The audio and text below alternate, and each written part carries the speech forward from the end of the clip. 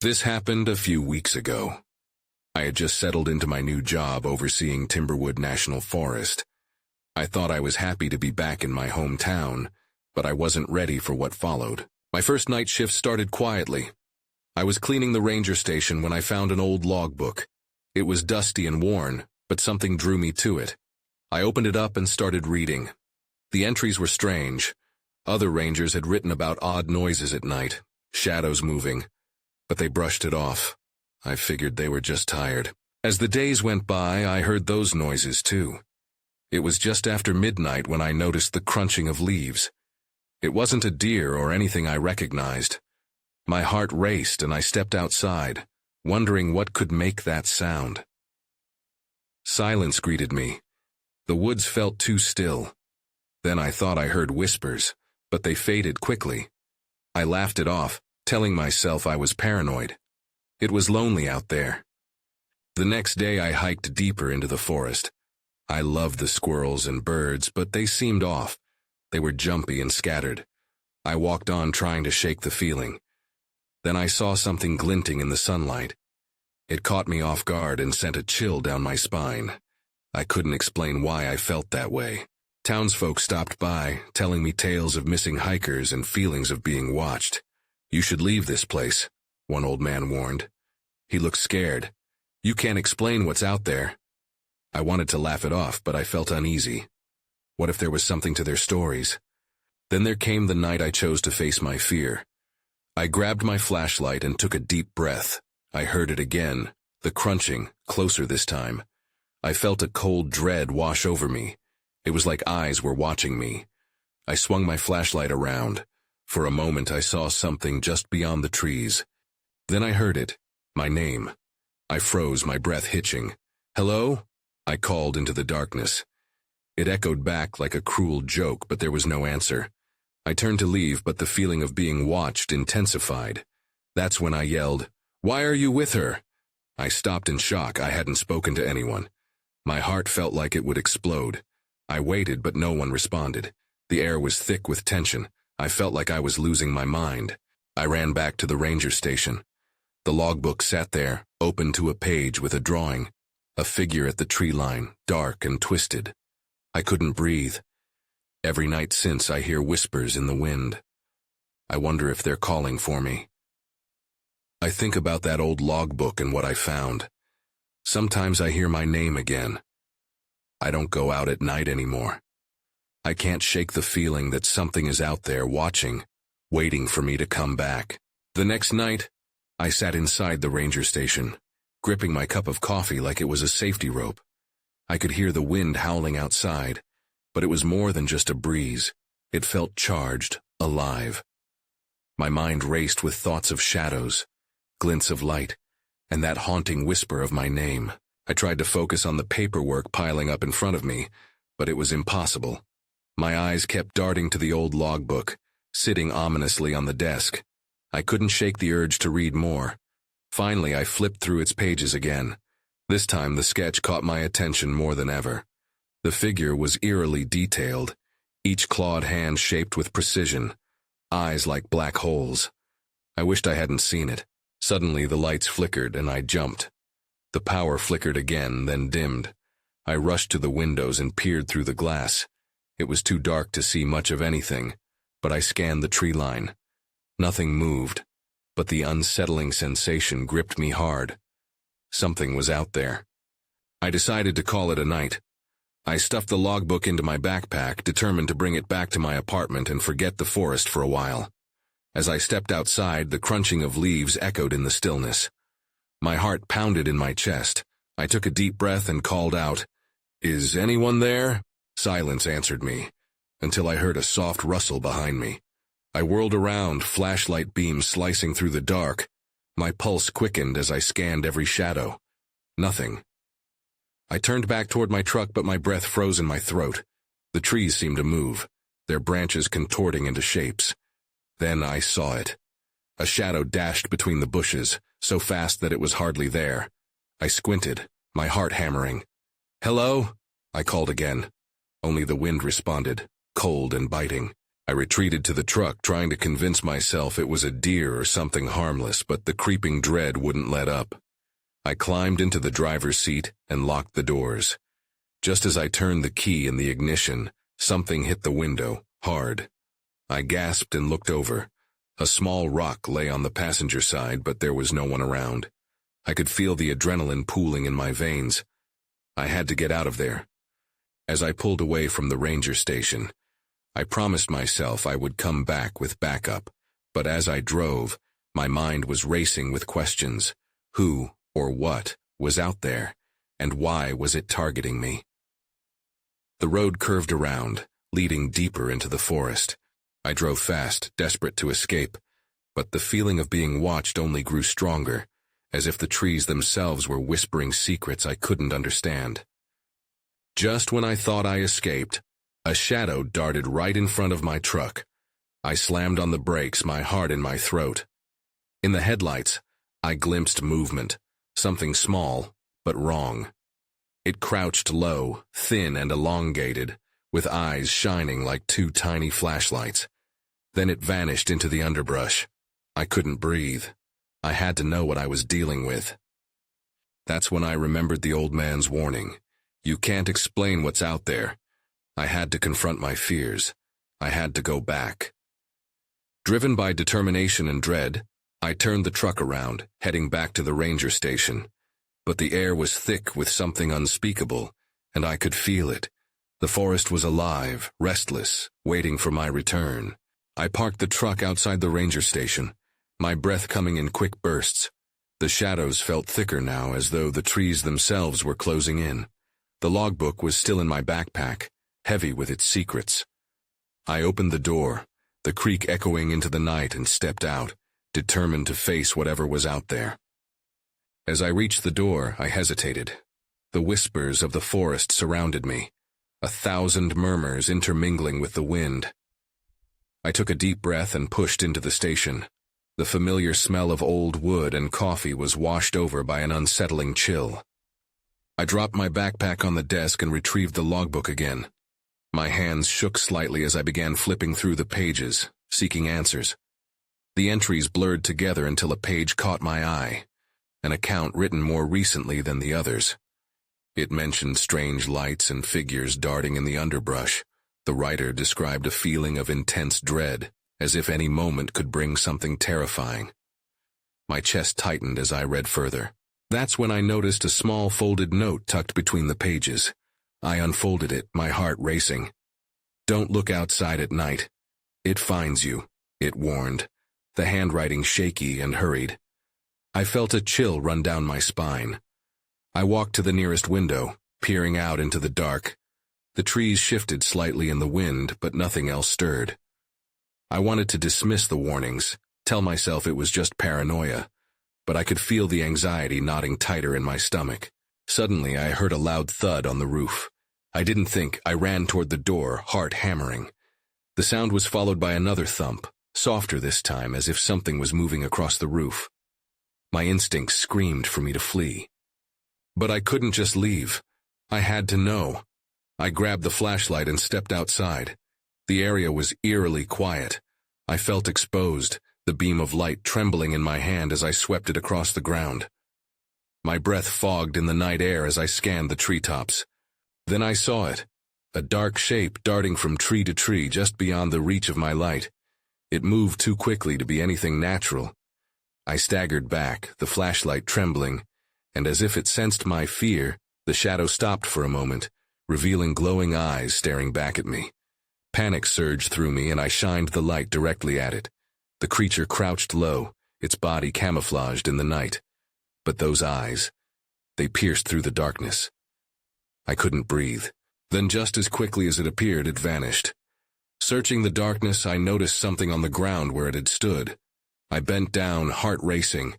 It looked like a feather, a large, dark feather. I picked it up, and despite the chill in the air, heat surged through my body. I suddenly heard whispers, soft, seductive, and right behind me. I turned, but nothing was there. My instincts screamed at me to run again, but my feet felt glued to the spot. The forest was pressing in, the shadows creeping closer, waiting for my next move. I felt it again, that weight of unseen eyes. Someone, or something, was here with me. Then I caught a glimpse of a figure moving among the trees, distinct and clear this time. My heart sank. It wasn't alone. "Not again," I whispered, the fear wrapping around me like a vice. I had come back to understand, but understanding seemed less important now than surviving. The whispering grew louder in the air, wrapping around me like cold mist. I was losing my grip. I had to think. The dark feather still clutched in my hand burned against my skin, like it contained a secret I desperately wanted to unlock. But I had no time for questions. Someone was out there, lurking just out of sight, and I needed to get back inside the ranger station, back to safety. Heart pounding, I turned to enter, but a flash of movement caught my eye. Something darted through the underbrush, a quicksilver blur. I froze, flashlight aimed toward the sound, illuminating just enough of the woods to prove I wasn't alone. The shadows didn't just hide secrets, they hid danger too. "Stop," I demanded, my voice barely above a whisper. No response came, only the swipe of branches against each other, like laughter teasing me from the shadows. I fought every instinct to flee and stepped cautiously toward the sound. Each crackle of dry leaves beneath my feet felt loud enough to wake the dead. I flicked the flashlight, searching wildly, and then I saw it again, the creature from before. This time it stood at the edge of the trees, watching me with those same haunting eyes, glowing in the darkness. I felt the heat rising again, a mixture of fury and fear. How long had it been tracking me, and why was it playing this game of cat and mouse? Before I could move, the whispering intensified, now more urgent, almost pleading. It was like a chorus echoing through the trees, words just out of reach. "Don't." It hung in the air, trailing off into incoherence. I grasped at it, desperate to comprehend, but in the depths of my mind, I knew I should run. Suddenly, without warning, the creature lunged forward, snapping a branch with its weight. I stumbled back, the flashlight swinging wildly as my heart raced. The beam caught the movement, and the creature hesitated, just for a moment, before darting into another thicket. This time, I could see it was larger than I had realized, its form sleek and shadowy, more than just a trick of the light. I had a chance to flee or confront it. I didn't want to turn my back, but if it succeeded in knowing my fear, I might not get another opportunity. Gritting my teeth, I sprinted back toward the ranger station, the door looming like an unyielding sanctuary. As I flung it open, a sudden gust of wind slammed the door behind me. I whipped around, my breath catching as I secured the locks. The whispers had faded, but I could still sense a presence just outside, pacing, waiting. Before I could steady myself, something rattled against the window, hard enough to make me jump. I edged toward the glass, peering through the sudden fog that enveloped it. A human-shaped silhouette pressed against the pane, its features hidden in shadow. I gasped. The figure wasn't just watching, it was waiting for me. Just when I thought I might uncover the truth about the creature lurking in the woods, something even more daunting had emerged. And with it came the realization that maybe the forest hadn't been the only thing keeping secrets all along. I took a step back from the window, my mind racing. Who was this shadowy figure? My heart pounded in my chest, and all the bravery I had felt seconds earlier vanished. I searched for my phone, but in my panic I couldn't remember where I had put it. The silhouette remained still outside, its presence a dark stain against the murky window. I couldn't just stand there. I needed answers, or at least I needed to know it was safe to breathe again. I glanced toward the back of the ranger station. The small kitchen and living area would offer me some distance from the window, and allow me to gather my thoughts. With every step toward the back, I felt the weight of eyes on me, dripping in tension. I crossed the hardwood floor quickly, glancing over my shoulder, half expecting the figure to step into the light, but it stayed back, lurking just beyond the veil of mist and falling leaves. Once in the kitchen, I flipped on the light. The warm glow was comforting, a stark contrast to the chill outside. I rummaged through the drawers, searching for anything that could help me. A kitchen knife? A flashlight? I needed something, anything, to defend myself, even if it was just a false sense of security. There it was, a flashlight nestled among kitchen utensils. I turned it on and felt slightly more in control. I could at least see what might come through the door. Then I heard it. A soft tapping, like a fingernail on glass. Dread washed over me again as I moved back to the window. The figure was still there, but it had shifted slightly, leaning closer. I could feel the heat radiating off my skin, the knotted tension in my shoulders tightening. I lifted the flashlight, aiming the beam directly at the window, determined to reveal the mystery that had intruded upon my night. The light hit the figure full force. I squinted, expecting to see a familiar face, maybe a lost hiker or even another ranger. But the revelation made my stomach drop. The figure was faceless. No features, no eyes to meet mine. Just a smooth mass of shadows. It felt like something real and yet utterly wrong.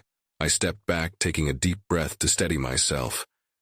Maybe it was just a trick of the light. Maybe my mind was playing games.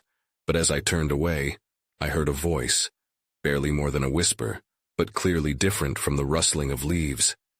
"Help!" it rasped, barely audible, yet insistent. "Help!" I repeated, confusion flooding my thoughts. Was the being trapped? Was it warning me? I had so many questions, but in that moment, all I could do was back away as adrenaline coursed through my veins. Then all at once the window shattered. Fractured glass sprayed into the room as the figure lunged inside. I barely had time to react before a rush of cold air swept past me, engulfing the space. I turned to run, but the room started to spin. The whispers became frantic, filling my ears with 1,000 demands. It was chaos, drowning out everything else. In that instant, I understood. I was not just facing a creature in the woods. Whatever this was, it had come directly for me. And all I wanted was to escape, to reveal the truth behind the secrets that clung to this place. But I had stepped too far into the unknown. I stumbled backward, heart racing as I tried to catch my breath. The temperature had dropped almost instantly, sending shivers down my spine. My instincts screamed for me to run, but I was frozen, torn between panic and the bizarre urge to understand. The silhouette that had invaded my sanctuary stood motionless in the shattered window frame, a void amidst the chaos. I could feel an icy breeze pushing through the jagged glass, swirling around my ankles like a malevolent spirit. My eyes darted around the room, searching for an exit, but my mind risked getting lost in contemplation. "Help!" The voice came again, sending a fresh wave of dread through me. It wasn't soothing. It was pleading, filled with desperation that wrapped around my heart. It almost felt like a cry for assistance from somewhere far deeper than just the entity looming before me. The flashlight flickered, and for one brief moment, the single beam illuminated the room and revealed the remnants of a once cozy space. A worn couch, a small table, and a scattering of ranger equipment. I fumbled for my phone, praying that the signal was still alive. But where was it? My thoughts raced as I searched, feeling like a caged animal. Suddenly a guttural cough disrupted the clamor of whispers. It was a sound that echoed in my ears and left me teetering on the edge of uncertainty. My gaze shot back toward the figure, but instead of retreating like I expected, it moved closer into the kitchen, drawn to the light. I had only a split second to decide. All my instincts screamed to run, to escape through the back door, but the allure of the strange voice was stronger. I had to know what it wanted. Was it truly in need, or was this part of some sinister game? With hesitation, I took a step forward, raising the flashlight toward the shadow. "What do you want?" I asked, my voice shaking. It felt foolish to even speak to something so unnatural, yet the shadow shifted slightly, like it understood. Then something unexpected happened. The whispers quieted, almost as if silencing for a moment. A frail hand formed from the blackness, elongated fingers stretching toward me. I held my breath, caught between fear and a strange curiosity. This was the first sign of anything resembling humanity, even if it was just a ghostly imitation. Then a loud crash came from the back room, jolting me back to reality. An unknown force had broken through the other door, and I could hear it moving closer. I turned my head, battling the impulse to flee again. "I need to go," I muttered, backing away from the kitchen as sweat trickled down my spine. The entity's fingers hesitated mid-air.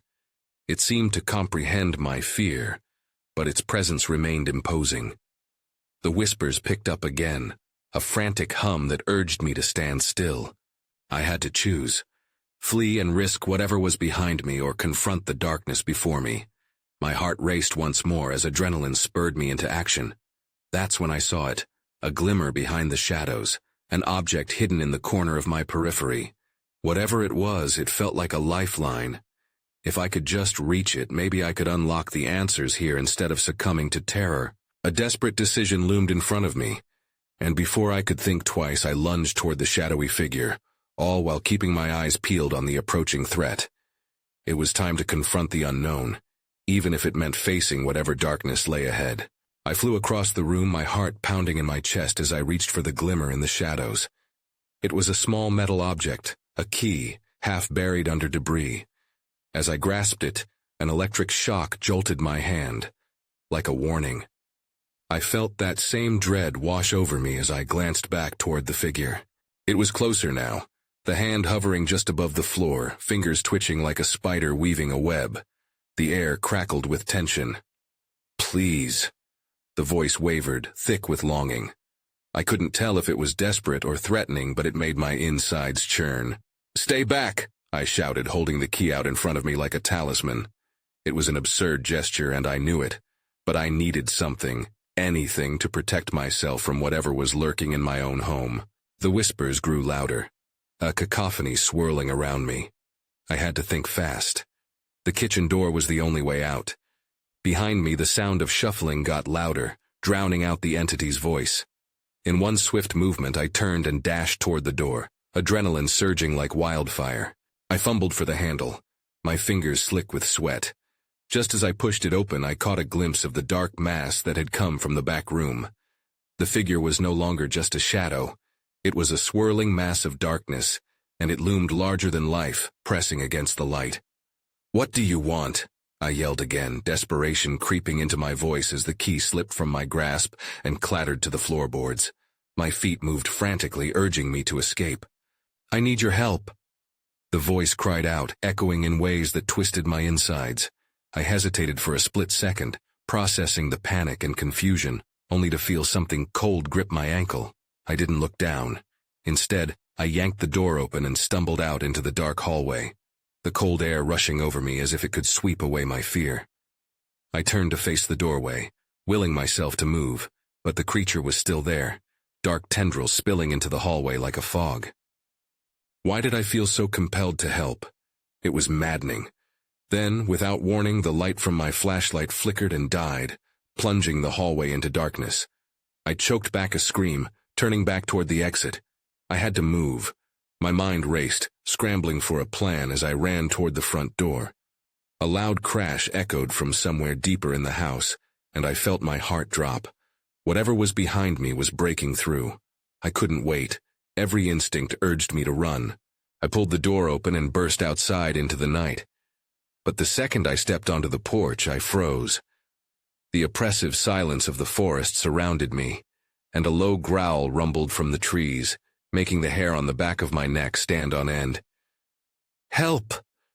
The voice came again, sharper now, as if it were directly in my head rather than echoing from inside the house. It felt like it was calling my name. Panic surged. I had escaped one threat only to face something lurking just beyond the edge of the woods, something I couldn't see but could certainly feel. I took a step back, only to realize the key now lay inside the darkness of the house. Whatever secrets it held was now lost to me.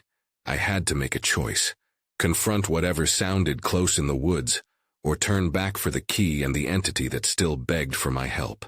Was there any point in returning? I felt stuck between two worlds, both fraught with danger, but I needed answers. I stood on the porch, frozen in place, weighing my options.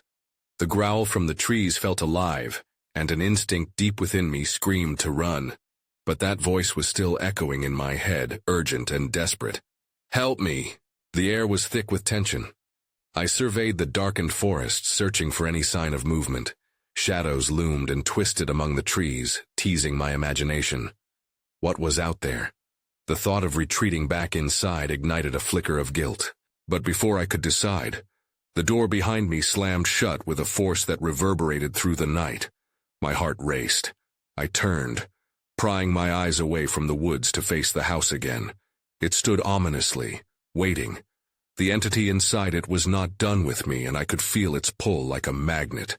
"Why are you doing this?" I shouted, my voice trembling.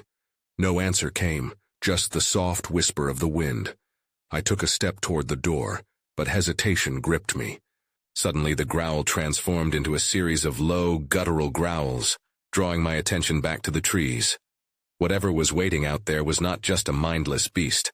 I could sense intelligence behind those sounds, a creature aware of my presence. "Stop," I found myself pleading, my voice desperate. "I'm not here to hurt you."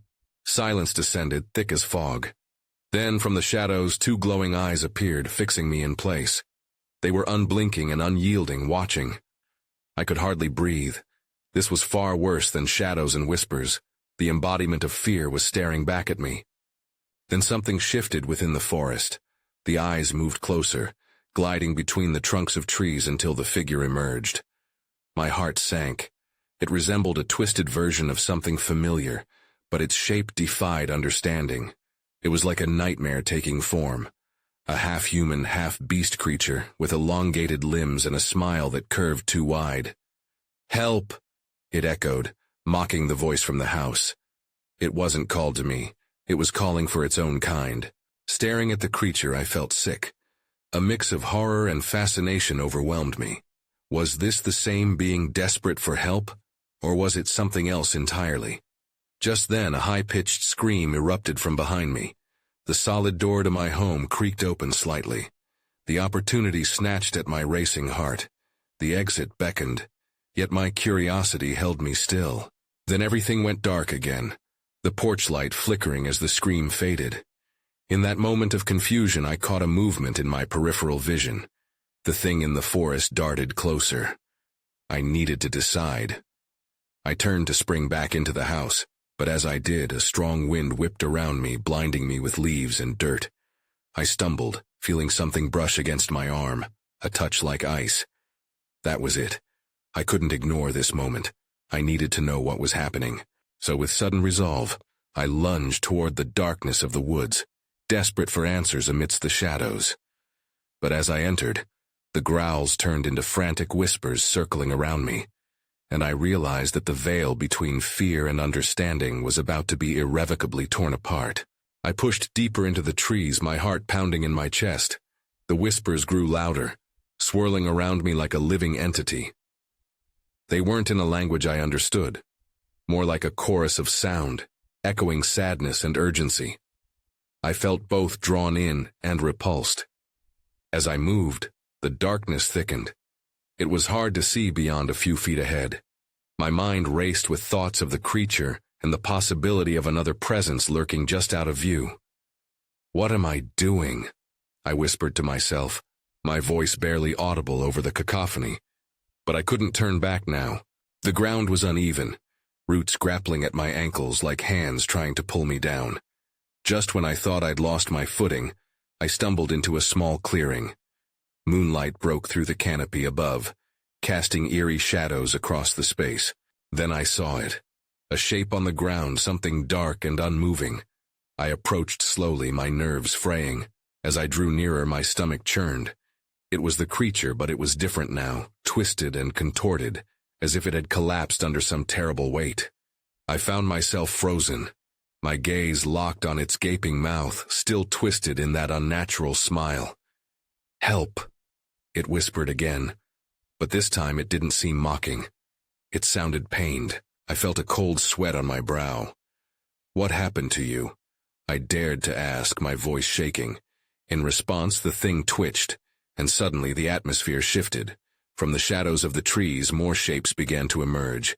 Faintly glowing eyes blinked open, revealing several creatures, all similar in their grotesque forms but unique in their deformities.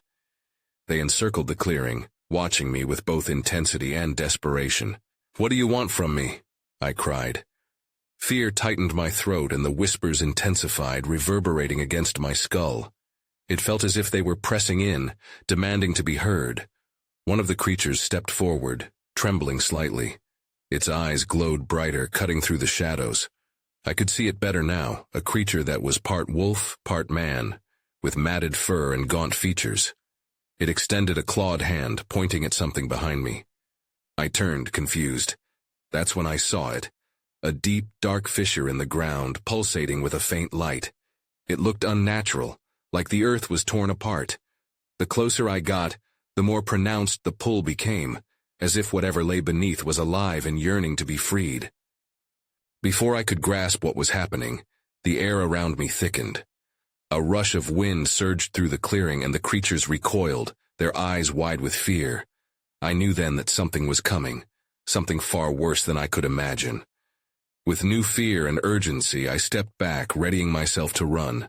But as I glanced at the creatures again, I realized they weren't monsters. They were victims. They needed help, but would I be able to give it? That realization sent a chill down my spine just as the ground trembled beneath me.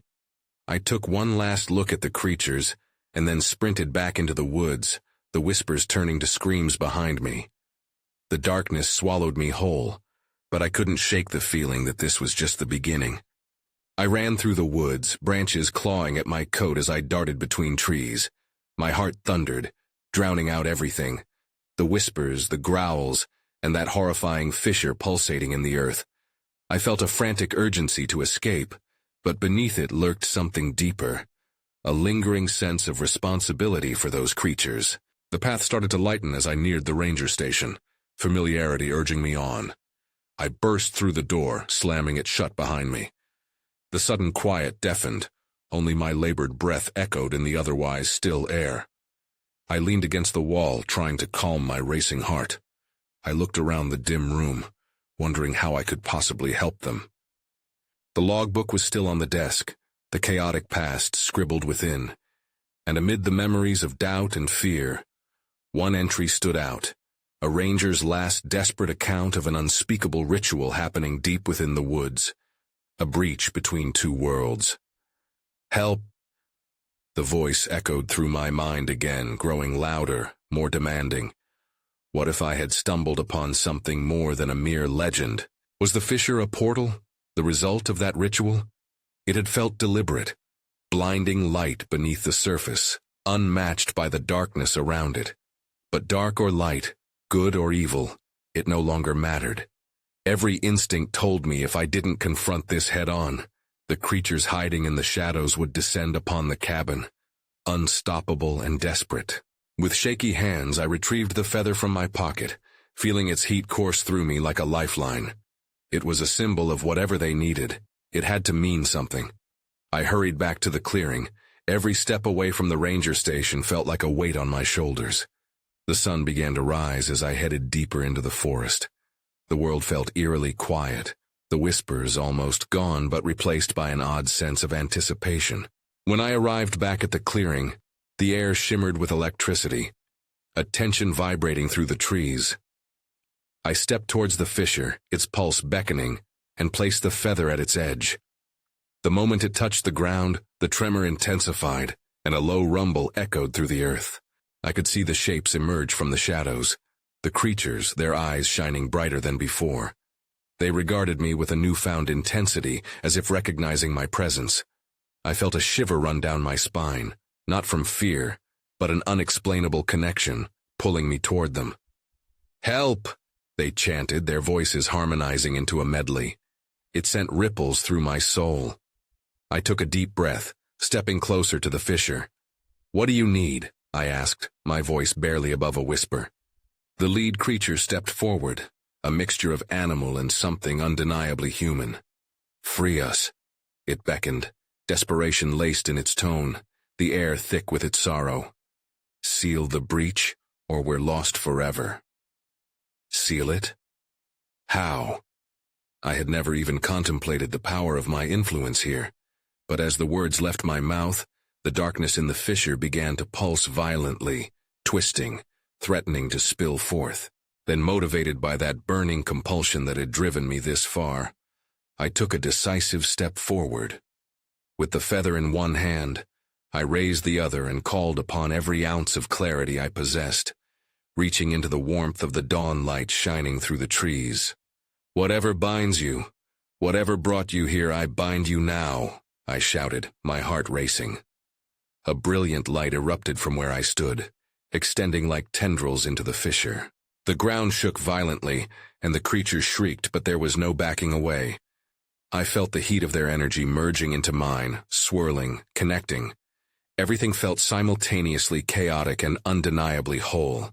Their desperation transformed into resolve, feeding off my determination. In a blinding flash, everything burst forth. The feather flared, the pulsing stopped. I released the energy, and there was a silence, a stillness like never before. I stood there, breathless, surveying the clearing now washed in morning light. And just like that, the fissure began to close, the darkness retreating, ebbing away, leaving only an impression of warmth. The creatures faded back into the trees, their forms dissolving as they whispered one final, "Thank you." I stood alone in the clearing, the remnants of my fleeting connection fading away, swallowed by the woods. The whispers were gone, replaced by a calm that felt both alien and familiar. I had helped them, and yet I sensed that I hadn't fully understood the full mystery of what I had just experienced. As I turned to head back, a part of me questioned whether I had solved a problem or merely postponed it. I still felt a chill at the back of my neck, an unsettling reminder of the possibilities lingering just beyond my understanding. Would the supernatural return? And how many mysteries still lay hidden beneath the surface of Timberwood National Forest? But for now, I found solace in the stillness, carrying with me the knowledge that the forest would always hold its secrets, and perhaps, just maybe, I would never fully unravel them.